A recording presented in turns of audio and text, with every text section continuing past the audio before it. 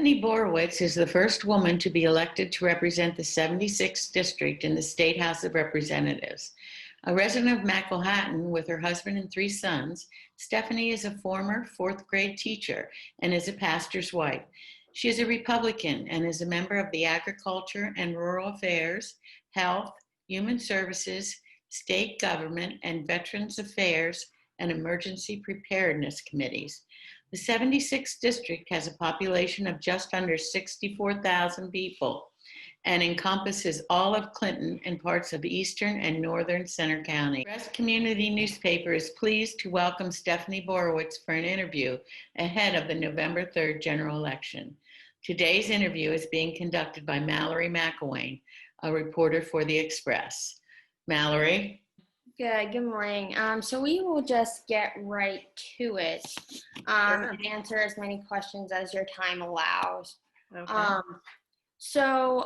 One of the leading local issues today is the integration of Lock Haven University with Bloomsburg and Mansfield universities. That could result in upward of 100 faculty and staff reductions, along with program reductions, as you might know. Have you taken a position on the integration, and what are your views on the issue? Well, this was Act 50 in the state legislature, and I have talked numerous times to the president.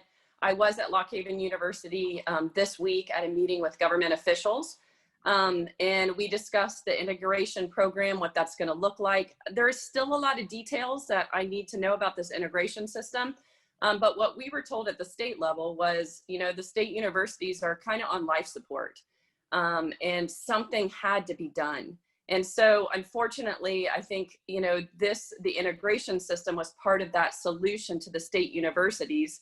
The numbers are down. I know that the president on this week told us 10 years ago, we had around 5,300 students. We're around 3,100. Don't quote me on that. I mean, it's not the exact numbers, but around that. So the numbers in state universities are down. What I did ask the president this week when I was at that meeting is, I believe the chancellor is asking for about $25 million for this integration program. I would like to see if we can that money be used to not have any layoffs? I do not want to see. The last thing we need right now, we've had this shutdown for 7 or 8 months. The last thing we need in this area is one of the biggest employers in my district to have 100 people laid off, faculty and staff. So I would like to kind of fight for, if it's possible, to see if this integration money that could be allotted in this next budget season for the integration program to go to, prevent some of these layoffs. If we're going to be putting $25 million in there, what is that going to?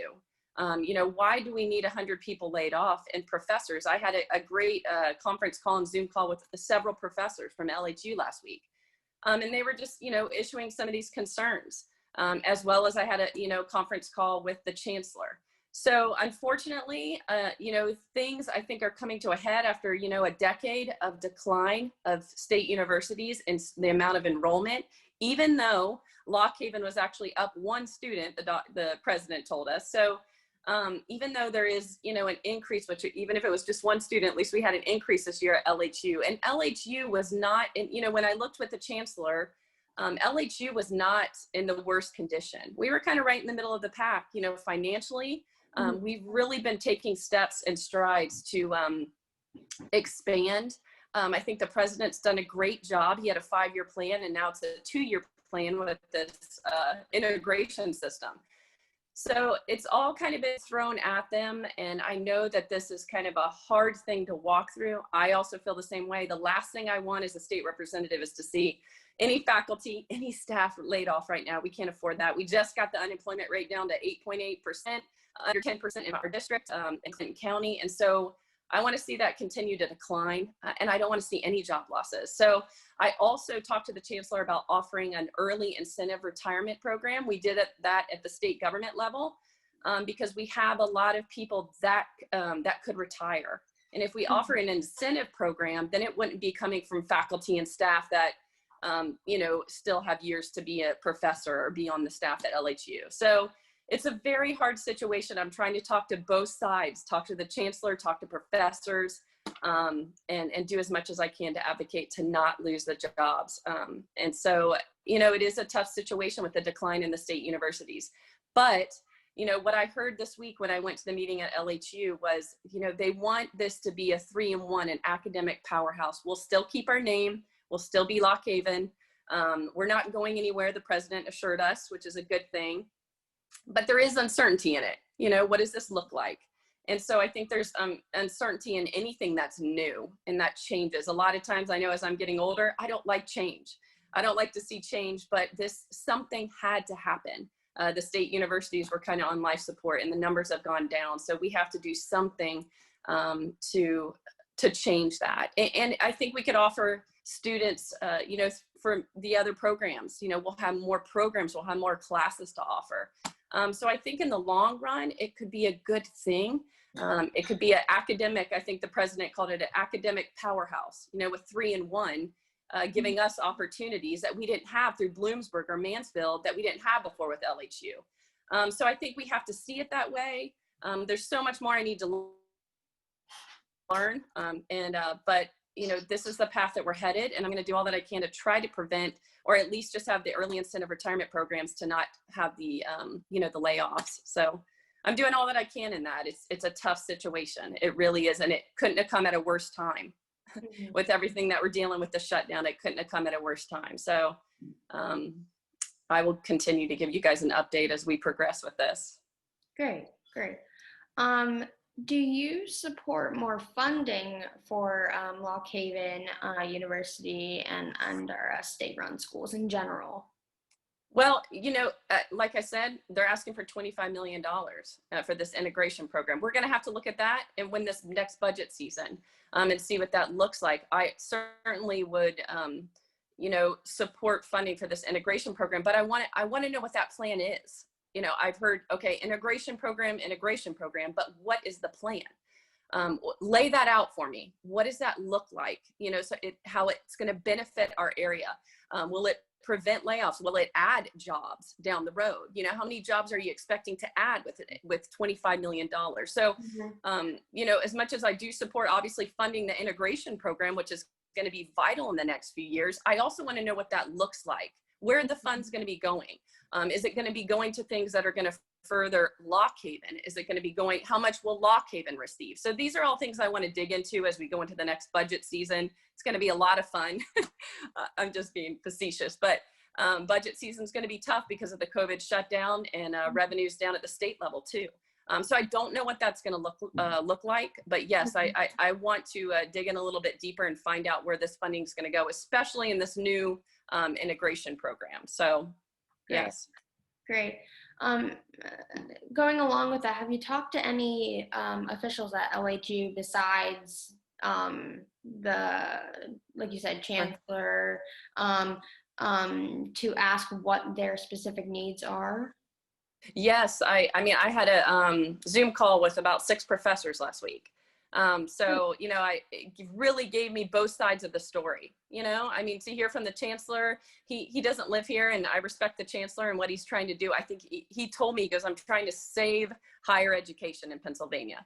I respect that. And I think that I have my college degree, but, you know, I also heard the side of the professors and what they're dealing with. So, you know, there's a decline across the line in state universities. And so we need to rethink, like the president said, 2-year programs.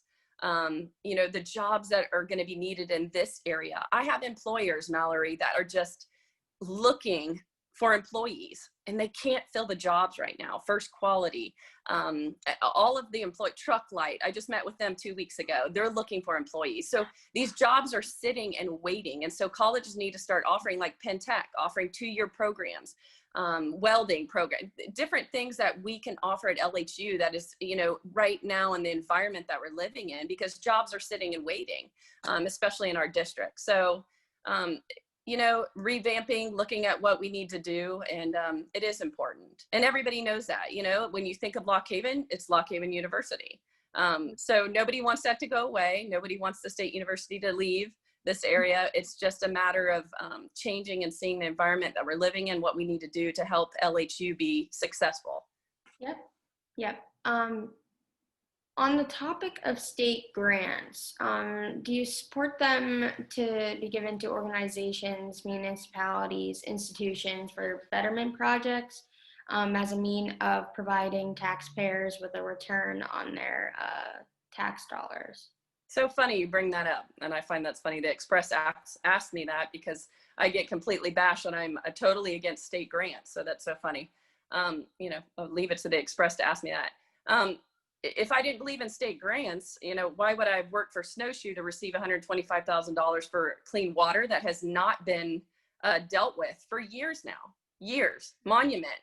I said this in a video that I just made, came to me with a black filter, completely black. And we're still working with them to make sure they're receiving the $400,000 grant that I worked to make sure and secure for them to have. So that's funny. They've got to use something against me. So they got to say that I'm against state grants. I've talked to multiple, the Love Center, the new Love Center that's going to be going to Jersey Shore, Dave Winkleman. I'm trying to work with them. Now, listen, is the state revenue down? And I tell people that. I'm very honest. I don't make political promises. I don't just call people and say, I'm going to promise you this, or I'm going to get you this. That's not how I work. I'm honest with them and saying that, listen, the state revenue is down because of COVID. This next budget season is going to be very hard. And so I'm also honest, if that's a kind of oxymoron, a politician that's honest. So I don't just, say, oh, well, you're going to receive this from me, or I'm going to work for you for this. It's really hard right now, but if there's a need and I feel like it's a just cause, especially with clean water monument issue that had not been dealt with. I fought for it. I worked for it. I had multiple meetings with them and tried to, and I accomplished my goal. And I'm proud of that in my first term, and so for all those that say I've never accomplished anything in my first term, well, there's two situations right there, that they have dealt with this for a long time. And so, I worked with the majority leader, Carrie Binninghoff, and Snowshoe, and was able to secure those. So I'm proud of that. I'm proud that I've worked hard for my area and my community. And yeah, real accomplishments. Great.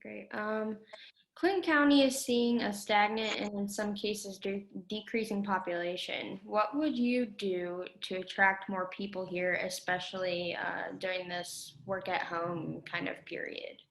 Yeah, well, we need to open PA. I mean, the shutdown is a 15-day flatten the curve, and it's turned into 7 months of, 60% of our restaurants in the Commonwealth might have to be shut down. We just tried to override the governor yesterday on a bill to allow just 50% occupancy in restaurants, and we couldn't get the override because Democrats wouldn't vote with the override to override the governor. And so if we want jobs here, the first thing right now is we need to open Pennsylvania safely. Our restaurants are doing and taking all the precautions that they need to, but open Pennsylvania back up. We have Taste of Sicily in another district that fought against the governor's shutdowns and mandates and won in court. And so that speaks volumes. There's a lot of unconstitutionality in what he's doing. And so to bring jobs back in this area, like I said, Mallory, we have jobs sitting and waiting. We need people to, we need to create an environment, which is to allow our businesses to be open, allow our businesses to thrive, and do what they do best, create jobs. It's my job, and I ran on this in 2018, is less regulations, less taxes, and less government spending. It gets government out of the way to create jobs. Government doesn't create jobs, as Ronald Reagan said. The people create jobs, the innovators out there and those that start up businesses, or several new businesses coming into downtown. They're the ones that create jobs. Government doesn't create jobs. And so it's my duty as a, state representative and a representative of the people to get government out of the way. And it's really hard to do that when Governor Wolf has been such a heavy hand of mandates, literally shutting businesses down. We could lose almost 60% of all restaurants in the Commonwealth. If that doesn't scare people, then I don't know what should. We should be fearful in the fact that the heavy hand of Governor Wolf has literally shut down family restaurants across the Commonwealth. Mm-hmm. One of the most compelling attributes of our area is the wealth of natural resources and beauty. What would you do to encourage economic growth while also protecting the environment? Absolutely. Well, one of the great things that could be coming up to Western Clinton County is a chemical plant. Also then still would be environmentally safe. I've been working with Perry Babb for the last year and a half. It also would create huge economic growth, 700 to 800 jobs. It's a $400 million project, 7,000 acres, all in Clinton County, all in the 76th district. I'm proud of that. I went to a hearing a few weeks ago. It was specifically about this.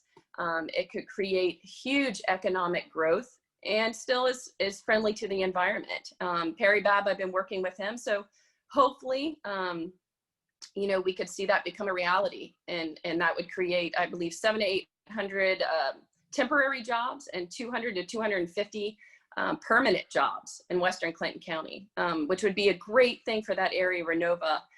So I've been excited to work on that project also. So Great. I probably can take one more question, then I'm going to have to go. I got to scoot and leave and head to my meeting.